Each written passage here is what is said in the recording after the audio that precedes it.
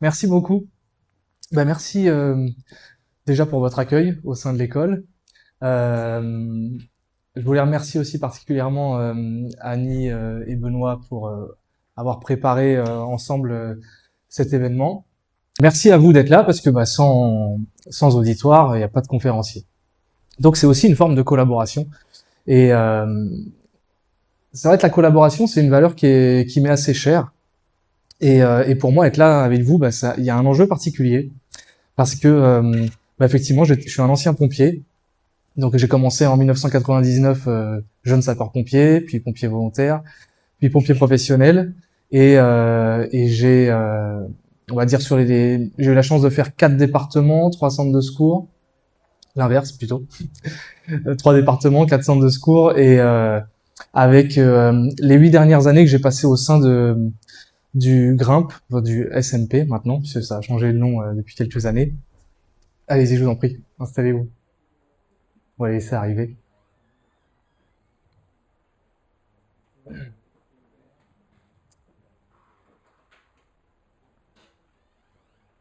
Bienvenue.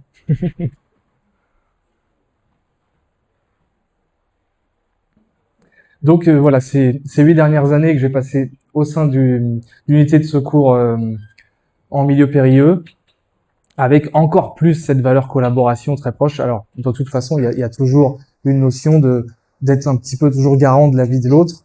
C'est vrai que quand on est suspendu à une corde à quelques centaines de mètres de haut, ça peut être sympa d'avoir une confiance, une collaboration habituelle avec son collègue. Et ce soir, on va parler de collaboration. On va surtout parler de collaboration entre le manager et son équipe. Vous allez voir un petit peu, on va développer. Dans quelle mesure est-ce que ça peut être intéressant pour le manager de collaborer plutôt que de vouloir porter seul son collectif, plutôt que de vouloir être celui qui fédère à tout prix, le super-héros qui tient tout. Je vais commencer par... s'il y avait une chose quand même que je voulais vous dire qui était importante pour moi. Quand j'ai quitté les pompiers, c'était pas forcément facile parce que ça reste mon métier de cœur. C'était mon rêve de gosse, c'est devenu voilà vraiment une bonne partie de ma vie. Mais je me suis vraiment passionné pour les dynamiques collectives et puis j'ai commencé à observer ce qui se jouait un petit peu dans les équipes, entre le commandement, entre les collectifs. Et puis quand on commence à étudier les dynamiques, on a l'impression d'y voir plus clair. On se dit mais oui, mais c'est logique que les choses se passent comme ça. C'est logique qu'on voit pas tous la réalité du même prisme, du même regard.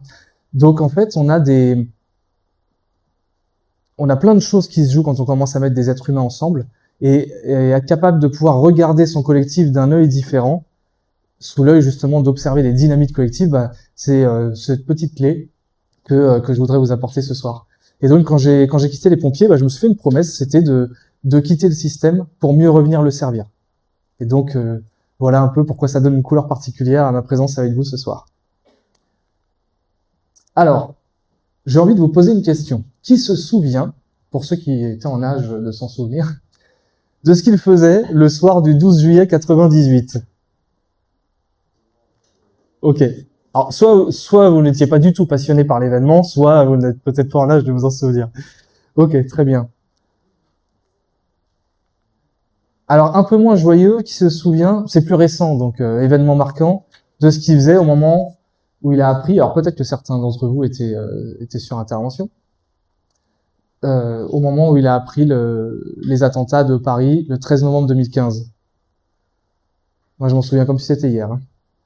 J'étais chez moi en train de jouer à des jeux de société avec ma famille. Allez, on va dire quelque chose de plus joyeux, qui se souvient d'un événement marquant comme le jour où on lui a remis ses galons, le jour où il a obtenu un diplôme, ou peut-être même le jour où il a rencontré l'amour de sa vie. Ok, très bien. Parfait. Donc en fait, ce dont on peut se rendre compte, c'est que des événements marquants comme ça, on s'en souvient. À votre avis, pourquoi on s'en souvient? Allez-y, si vous avez des mots, des choses qui vous viennent, vous pouvez y aller. À votre avis? Oui, les émotions. Est-ce qu'il y a autre chose? Hmm, notamment, voilà. Les émotions, les traumatismes. En fait, on a, on va dire, plus la charge émotionnelle est forte, et plus le souvenir va rester gravé. Alors, il est fait d'émotions, et d'ailleurs, je fais une petite pause justement sur l'émotion, pour qu'on ait un petit peu le même langage. À quoi ça sert une émotion? En fait, ça vient du latin emovere, qui veut dire mettre en mouvement, mettre en action. En fait, c'est ce qui sert à aller mobiliser.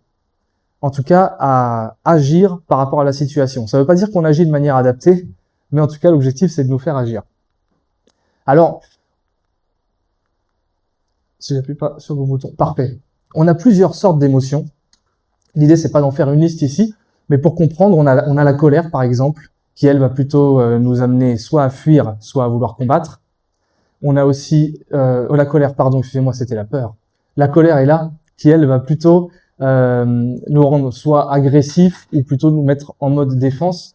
On va dire, ça, c'est des émotions dans le lien à la collectivité qui vont être plutôt d'ordre de la fermeture.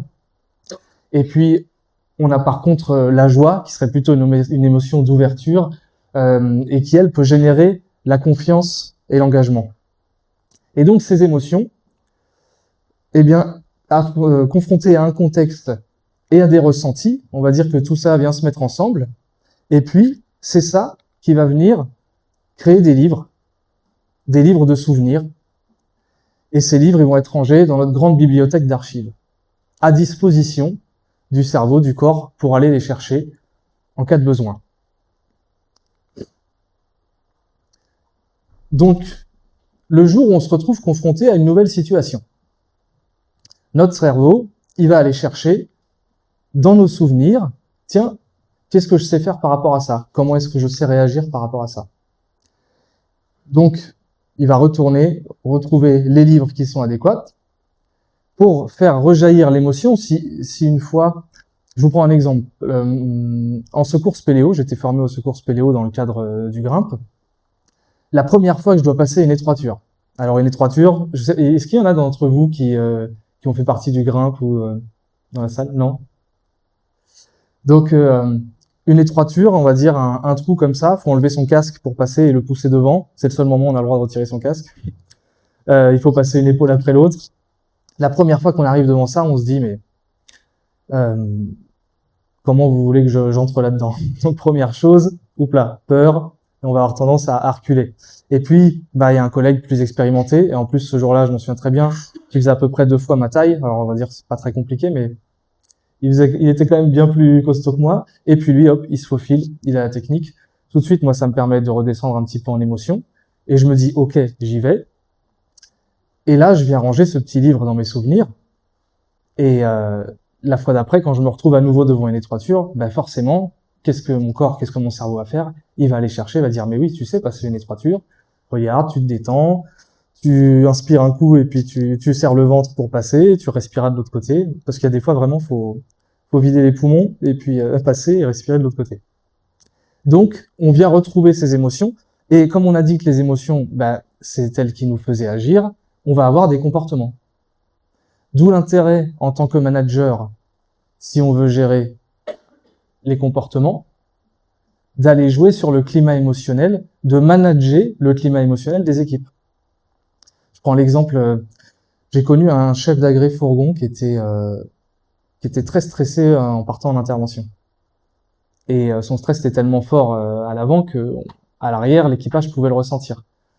Donc le climat émotionnel qui mettait en place, alors involontairement, mais il n'avait pas forcément conscience de ça, mais en tout cas, forcément, ça joue sur le reste de l'effectif, puisque on parle de contagion émotionnelle, on se co-régule les uns les autres avec nos émotions.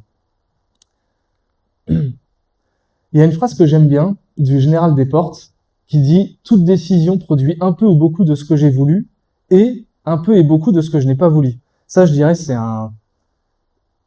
une phrase que tout manager, tout dirigeant peut retenir, c'est que de toute façon, il aura des deux. Il aura aussi des choses qu'il n'a pas voulu. Quand on met des êtres humains ensemble, on arrive sur des systèmes complexes, donc il y a plein de choses qui vont émerger. On peut pas, je dirais qu'on peut pas forcément avoir accès à tout. Mais par contre, on a des leviers pour obtenir un petit peu plus de ce que je veux. Et ce soir, je vous parle de ce levier qui est de manager le climat émotionnel. Et on va voir aussi un petit peu plus. Donc, l'intérêt d'avoir un bon climat émotionnel, ça va être de créer des conditions de travail favorables pour pouvoir faire en sorte que l'équipe développe son potentiel. Je dirais que s'il y a bien un des premiers rôles du manager, c'est de faire en sorte que son équipe puisse développer son plein potentiel. Et c'est grâce à ça qu'il va avoir des comportements positifs, de l'engagement, de la confiance, du respect, etc. Alors, c'est bien parce que je vous dis, le manager, il est responsable, garant du climat émotionnel de l'équipe. C'est sympa, sachant qu'en plus, le manager, il a déjà beaucoup de choses à faire. En fonction de son poste, il doit savoir planifier, il doit savoir décider, recadrer, former, fédérer, faire le lien avec la hiérarchie. Et d'ailleurs, dans ce lien avec la hiérarchie, la pression que le manager reçoit dans sa responsabilité de manager le climat émotionnel, il a la responsabilité de filtrer ce qui va redescendre vers ses équipes. Donc en plus de tout ça, il doit gérer le climat émotionnel. Alors, est-ce que le manager doit tout porter seul? Et c'est là où on va parler un petit peu de collaboration. Est-ce que justement il doit tenter de collaborer avec ses équipes pour faire en sorte qu'il y ait un bon climat émotionnel? Et surtout, est-ce qu'il est le mieux placé pour faire ça? Pour illustrer ces propos, je vous propose de vous raconter une histoire. Vous aimez les histoires? Ça va? Parfait. Alors cette histoire, puisque je vous parlais tout à l'heure du souvenir de France 98, c'est celle de l'équipe de France et d'Aimé Jacquet. Alors là, l'équipe, c'est celle qui joue, mais bien entendu, ils sont au moins le double, hein, vous vous doutez bien. Ça se passe en décembre 97. Aimé Jacquet, le staff de l'équipe de France, décide de réunir en stage à Tignes l'équipe. Alors déjà, à ce moment-là, c'est compliqué pour les joueurs parce qu'ils ont l'habitude de passer les fêtes de fin d'année en famille. Et là, on leur demande exceptionnellement de venir en stage. Donc le staff, ayant conscience que ça peut poser problème, se dit il faut absolument qu'on réussisse l'événement parce que c'est vital pour notre préparation de Coupe du Monde. Donc, on va faire venir les familles pour les fêtes. Donc déjà, il y avait cette conscience que le climat émotionnel était primordial pour pouvoir être dans des bonnes conditions. Ensuite, le réveillon arrive, il y a de la musique, tout le monde fait un peu la fête, il y a du champagne, et les langues commencent à se délier un petit peu. Et Aimé Jacquet se promène au sein de son équipe, et il commence à entendre des dissensions. Il commence à entendre qu'il y a des doutes au sein de son équipe dans la capacité à réussir. Et là, il se dit, il faut absolument que je fasse quelque chose. Donc, dès le lendemain, il choisit un pôle de 6 joueurs qui sont un petit peu son noyau dur. Il les réunit dans le bureau du directeur de l'hôtel. Et là, il leur transmet sa vision. Il les responsabilise sur leur rôle de leader et sur leur rôle de devoir embarquer le collectif ensemble, de devoir préserver le collectif des paroles ou des regards extérieurs. Parce qu'il faut savoir qu'à cette époque-là, l'équipe de France n'était pas du tout favorite. Et les médias s'en donnaient à cœur joie de critiquer Aimé Jacquet sur ses méthodes, parce qu'on les voyait pas du tout gagner la Coupe du Monde. Donc à ce moment-là, voilà, il les réunit, il leur transmet sa vision, il leur dit voilà où on est, voilà d'où on part, voilà où je veux aller et voilà comment je voudrais y aller. Est-ce que tout le monde est partant avec moi? Et donc il leur donne vraiment ce rôle de fédérer ensemble le collectif. À ce moment-là, on a une grosse preuve de collaboration, de souhaiter collaborer et pas de vouloir garder le chapeau de je suis le super-héros qui va embarquer tout le monde. Et donc, selon Aimé Jacquet, parce que cette histoire, il la relate dans un livre qu'il a écrit, et elle est relatée aussi dans d'autres livres, ça a été pour lui un moment charnière, un moment décisif dans l'épopée 98. Parce qu'à partir de là, on est parti d'un collectif qui n'était pas favori, à petit un collectif qui gagne. Et donc, ce moment, on l'a appelé la stratégie des alliés. Donc, le mot stratégie, il est important, parce que l'idée de la stratégie, c'est vraiment de la mettre au service du collectif. Mais pour pouvoir mettre une stratégie en place, tout comme un bon jardinier doit connaître les plantes et mettre en place sa stratégie de comment est-ce que je vais faire partir ma pousse pour en faire un arbre, le manager, il a besoin de connaître un petit peu les humains pour pouvoir mettre en place une bonne stratégie. Alors, comprendre les humains, l'idée c'est pas d'envoyer tous les managers fac de psycho ou je sais pas où, mais il y a quelques petites notions de base qui peuvent vous aider au quotidien.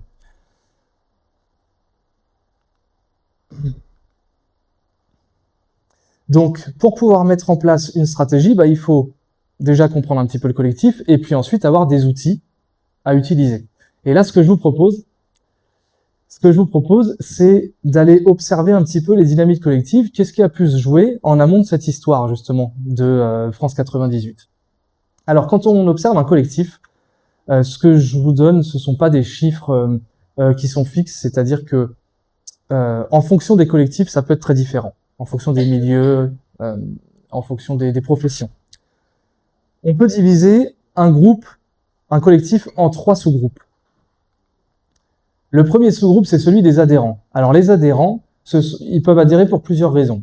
Soit parce que naturellement, ils suivent la hiérarchie, ils suivent les chefs, c'est leur état d'esprit, ils vont un petit peu dans le sens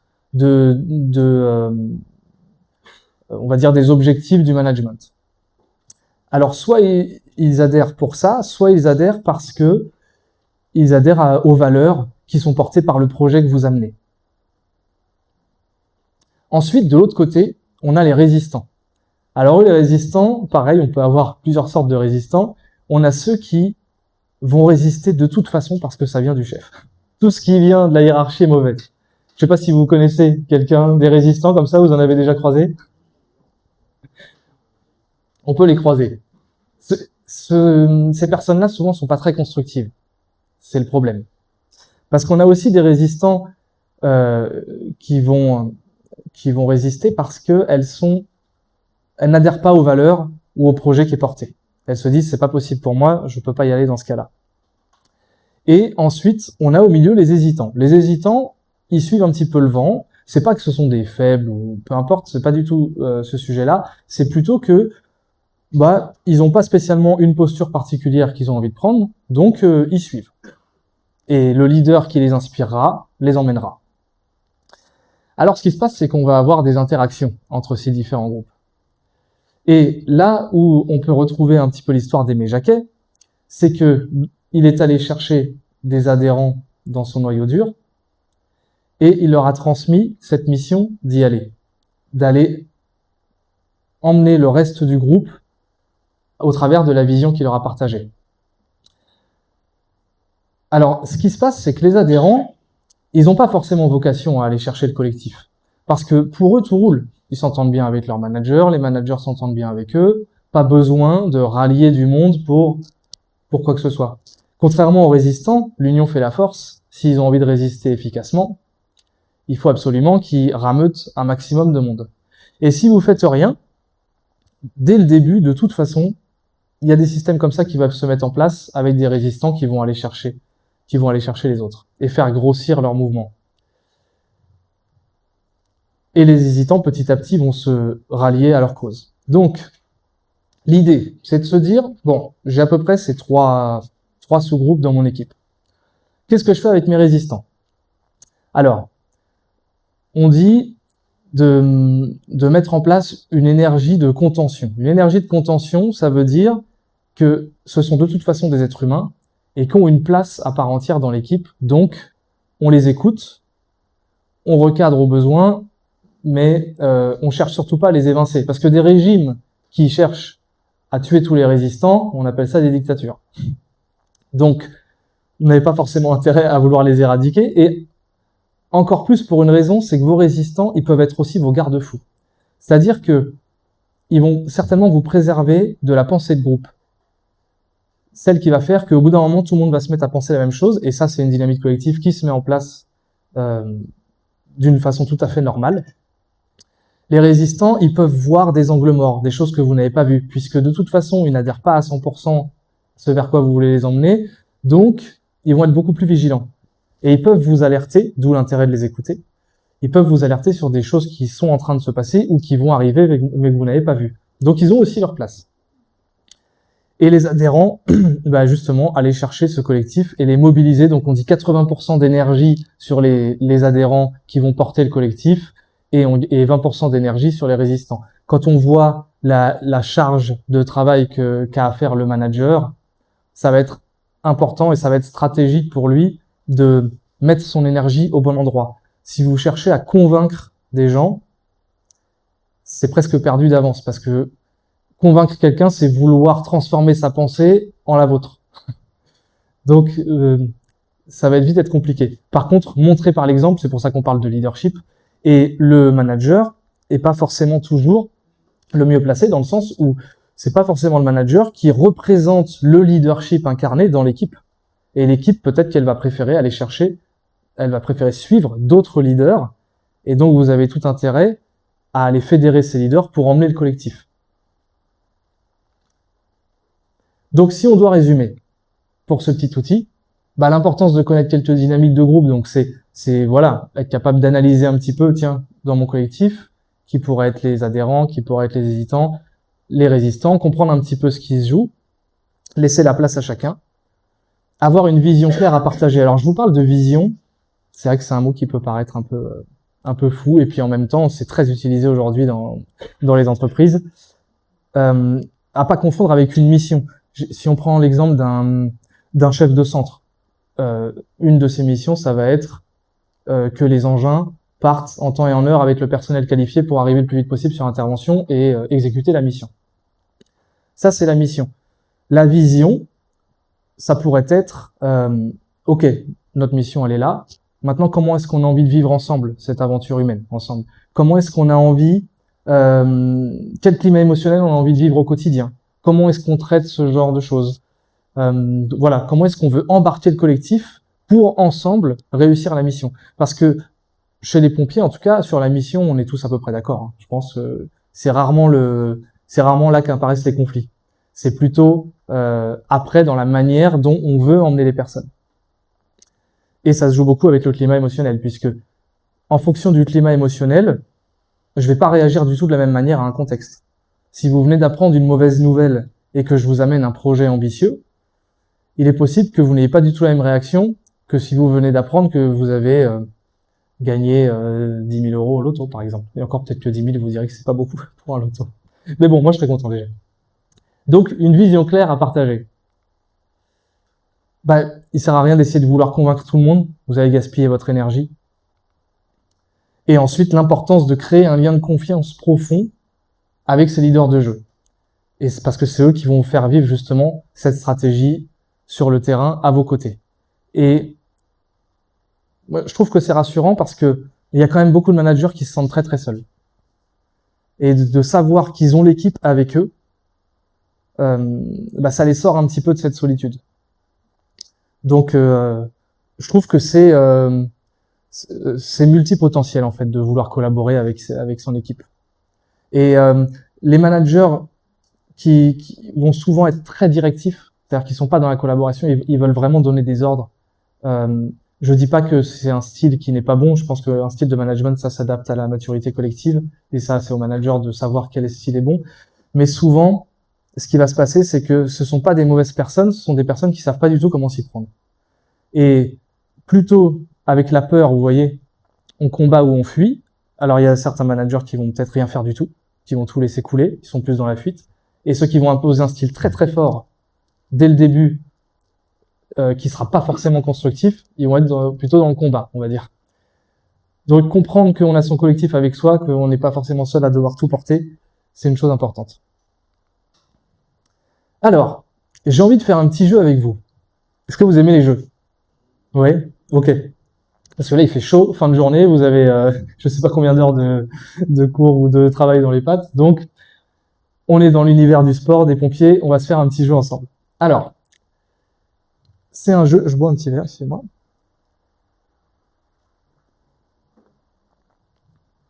C'est un jeu où il va falloir résoudre des énigmes. Désolé, je vais encore faire appel un peu à votre cerveau. Ça s'appelle le jeu du carré. Alors, pourquoi est-ce qu'on va résoudre ces énigmes? En fait, je vais faire appel à votre imagination. On est dans une pièce étanche, un bunker, et petit à petit, on a de l'eau qui entre. Et l'eau va monter, elle est glacée. Alors là, peut-être que vous l'imaginez et que vous vous dites ça va me faire du bien, mais elle est vraiment glacée, hein, ça fait mal aux jambes. Et donc, elle va monter petit à petit. Et le seul moyen de ne pas finir mort noyé, ça va être de vous lever de votre chaise. Mais pour pouvoir vous lever, avoir le droit de vous lever, vous allez devoir résoudre la dernière énigme. Ça va être une série d'énigmes. Je vais vous accompagner sur les premières, et puis je vous laisserai résoudre la dernière. Je dois vous prévenir sur le fait que ça va être de plus en plus difficile. À la fin, sur la dernière énigme, on aura un chronomètre, et on a rarement plus de 80 de la salle qui s'en sort. 80% de la salle qui s'en sort. Désolé. Mais bon. Vous êtes prêts? Prêts, c'est prêt? Allez. Alors, comment partager en deux parties égales la zone blanche du carré? Vous pouvez prendre un papier et un stylo, le faire dans votre tête, c'est comme vous voulez. S'il y en a qui connaissent le jeu, vous n'avez pas le droit de jouer. Et interdit de tricher aussi. Donc, deux parties égales. Bon, c'est facile. Ah, on a des idées en ligne. Voilà. Ça va, c'était pas trop difficile. Allez, ça se corse encore un petit peu. Maintenant, je vous demande de partager en trois parties égales la zone blanche du carré. 3 carrés. Ok, ça va, on a des rapides. Au top. Allez, ça continue à se corser. Attention, 4 parties égales. Je vous laisse un petit peu plus de temps pour celle-ci. Et on a l'eau qui continue à monter. Bon, vous êtes en escalier, mais on imagine que vous êtes à plat.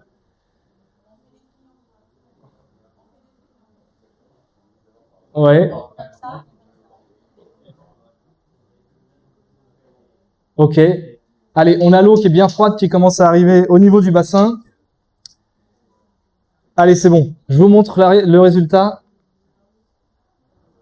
Pas facile, hein. Ah, c'est pas facile. Franchement, sans papier, sans stylo, faut être capable de... Ah, alors...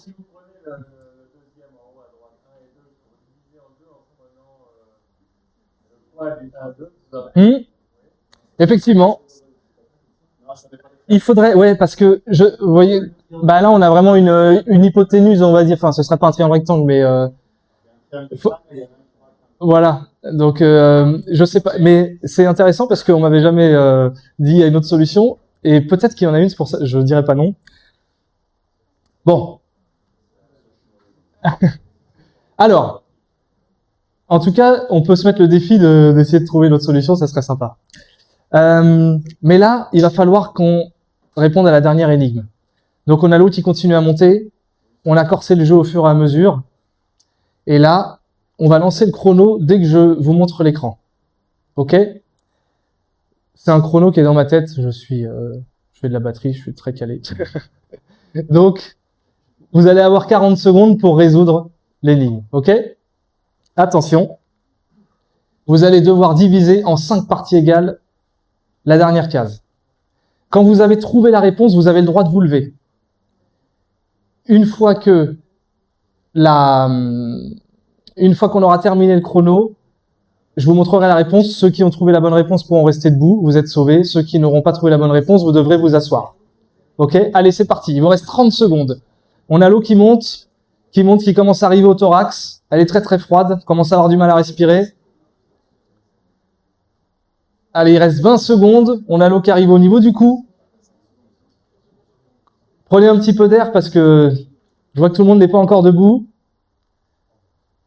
Allez, il reste 10 secondes. Attention, on est fatigué. Fin de journée. C'est pas très sympa.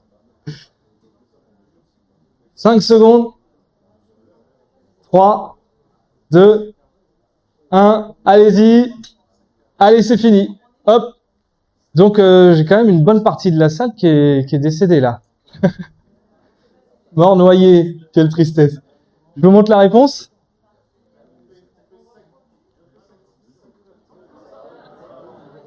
Ah oui.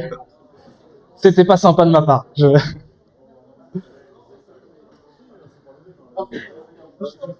Vous l'aviez. Bon, ceux qui l'avaient avaient la vie sauve. Non, mais bon, tout le monde est vivant, ça va. Bon, l'idée de faire ce jeu, bon, à ce moment-là, c'est sûr, c'est avec la chaleur qu'il fait en plus, c'est sympa de se réveiller un peu. Mais c'était surtout pour qu'on puisse voir quelque chose ensemble. Qu'est-ce qu'on peut retenir de ce jeu-là, à votre avis? Est-ce que vous avez une idée comme ça? Ouais.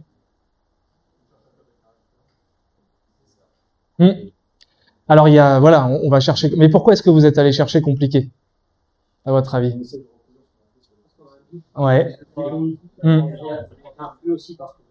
Ouais. Très dur. Il y a 80% de Oui, forcément, ça induit la pensée. bien sûr, c'est ça. Plus le reste. Hmm. La façon dont Hmm. C'est moi qui ai induit chez vous ce qu'on appelle l'impuissance apprise ou acquise. Il y a plein d'expériences là-dessus, vous pourrez aller voir sur YouTube, c'est fascinant, on fait ça dans les salles de classe. En fait, enfin, pour faire croire à quelqu'un que ça va être difficile, c'est plus facile que de l'aider à croire que ça va l'être. En fait, si j'induis chez vous le fait que ça va être compliqué, ça va l'être pour une bonne partie de la population. J'aime bien cette phrase, ils ne savaient pas que c'était impossible, alors ils l'ont fait. On peut se dire, tiens, si j'avais tourné le jeu autrement, en vous disant, vous allez voir, la dernière, c'est la plus simple, vous avez le temps, vous inquiétez pas, bah en fait, vous allez même pas vous imaginer que ça puisse être difficile. Résultat, votre cerveau, il va aller chercher les ressources. Mais là, peut-être que votre cerveau, il s'est dit, bon, allez, je coupe de toute façon, ça va être encore plus compliqué, puis moi, de toute façon, je suis nul en géométrie, puis moi, machin, voilà. Des biais comme ça, on peut en induire plein. Là, aujourd'hui, je voulais vous parler de ce biais-là, on va dire, si on peut appeler ça un biais. Après, tout le monde n'est pas forcément d'accord sur les discours sur le mot biais, mais les neurosciences avancent régulièrement. Donc, mais en tout cas, voilà, des études là-dessus, on en a plein. Et donc, forcément, dans la manière dont je vais manager le climat émotionnel de mon équipe, bah, je vais venir influencer la croyance à réussir. La croyance à réussir, c'est une des dynamiques qu'on peut trouver dans un collectif qui sont importantes à aller manager, à les faire monter. On peut noter la croyance à réussir de son collectif en les invitant à se poser la question. Tiens, dans notre capacité, quand on vient présenter un projet, par exemple, et qu'on est ensemble, dans notre capacité à réussir ce projet, à combien est-ce qu'on s'estime? Par exemple, on est à 6 sur 10. Comment est-ce qu'on pourrait monter de 6 à 7? Ça va permettre de venir aborder le sujet et puis je dis souvent, tant qu'on n'a pas trouvé la solution, c'est qu'on n'a pas encore trouvé l'axe sous lequel aborder le problème. D'où l'intérêt d'aller se poser ce genre de questions avec son collectif. Tiens, où est-ce qu'on en est dans la croyance à réussir? Là, Aimé Jacquet, il avait senti que la croyance à réussir était faible dans son collectif. Qu'est-ce qu'il a fait? Il a collaboré avec une partie de son équipe pour dire, OK, on va emmener tout le monde, on va remonter tout ça. Donc, je vous propose de faire un petit résumé de ce qu'on s'est dit ensemble. Parce que l'idée, c'est que vous puissiez créer les bons petits livres de souvenirs et puis aller les ranger dans votre bibliothèque et puis surtout être capable de les remobiliser quand vous en aurez besoin. Donc, ce qu'on a vu, c'est que les souvenirs étaient faits, c'est raccourci, hein, un neuroscientifique peut-être me dirait, ouais, mais tu vas beaucoup trop vite. C'est pas l'idée ce soir. Nos souvenirs sont faits d'émotions et de ressentis. Et quand j'émets, on va dire, un acte managérial vis-à-vis de mon équipe, je vais créer des émotions et des ressentis. Donc, forcément, je vais créer des souvenirs. En cas de nouvel événement, mon cerveau va aller chercher dans sa bibliothèque et puis réactiver le souvenir. Ce qui fait que je vais me retrouver une nouvelle fois avec une réaction similaire. Tout à l'heure, vous nous parliez des traumatismes. Effectivement, un souvenir, ça peut être un traumatisme. D'où l'intérêt d'aller, des fois, soigner le traumatisme pour éviter de répéter les schémas. A contrario, comme je vous parlais tout à l'heure de mon excavation, du passage dans les 3 tures, un bon souvenir, c'est aidant. Donc, si l'émotion crée le souvenir, crée le comportement, on peut dire que le manager a sa part de responsabilité et peut être garant du climat émotionnel. Quand on voit, je me souviens, en fonction de... non, je vais pas vous parler de celle-ci, je pense à autre chose. Quand j'étais chef d'agré VSAV, donc si jamais il y a des non-pompiers en Teams, le VSAV c'est l'ambulance, j'étais les dernières années, j'étais dans une grosse caserne, on faisait, au VSAV1, on pouvait faire une vingtaine de départs sur la garde de 24 heures. Et forcément, on a des secteurs qu'on connaît, on a des habitués, on a des motifs de départ qui reviennent régulièrement. J'imagine que ça parle à plusieurs d'entre vous. Et donc, selon le motif, des fois, à peine monté dans le camion, l'équipe râle. Oh non, on va encore là-bas. Oh, ça va pas être intéressant. Et alors moi, j'étais pas quelqu'un qui donnait beaucoup d'ordres, j'avais pas forcément besoin. Mais par contre, il y avait une chose que je disais au début de la journée, c'est interdit de râler sur le motif de départ. ok, on débriefera après, c'était pas justifié, c'était ce que vous voulez, mais interdit de râler sur le motif de départ. Et ben, parce que passer une garde de 24 heures déjà au SAV1, c'est franchement fatigant. Et si en plus c'est dans un climat émotionnel qui plombe, qui donne pas envie, bah franchement c'était pas possible. Donc euh, donc voilà ce que je disais à mon équipe. Et il y en a beaucoup qui sont venus après me dire franchement la garde est passée beaucoup plus vite, c'était beaucoup plus léger.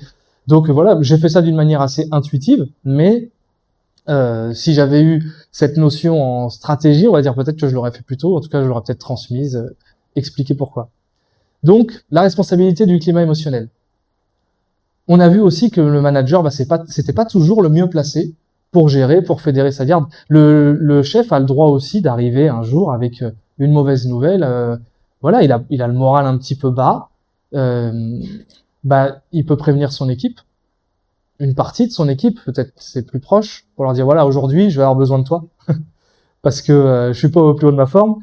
Et, euh, et c'est ça aussi qui permet de développer l'intelligence émotionnelle, hein, dire ce qu'on ressent. Ça peut être vu comme une faiblesse, mais moi, de ce que je vois, les grands leaders, les grands chefs qui ont montré ce qu'elles ressentaient, qui osaient dire les choses, ça n'a pas été vu comme une faiblesse chez eux. Ça faisait partie de leur force.